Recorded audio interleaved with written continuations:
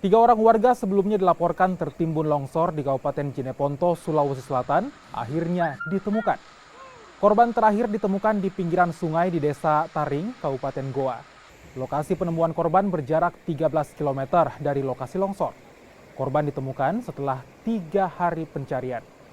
Korban selanjutnya dievakuasi ke Rumah Sakit Lanto Daeng Pasewang, Jeneponto.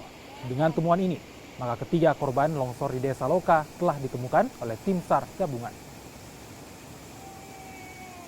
Basarnas Sulawesi Selatan dan tim SAR gabungan beserta jajaran Polres dan Polsek dan pemerintah setempat melaksanakan pencarian di lokasi kejadian dan alhamdulillah pada hari ketiga semua yang dicurigai korban ditemukan dan selanjutnya korban kami bawa ke Rumah Sakit Umum Daerah Jeneponto untuk proses identifikasi lebih lanjut. Ya, jadi terima kasih banyak.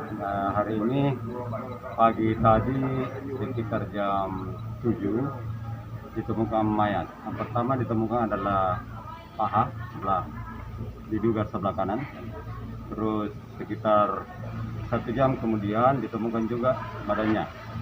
Jarak antara paha dengan badan itu sekitar 300 meter.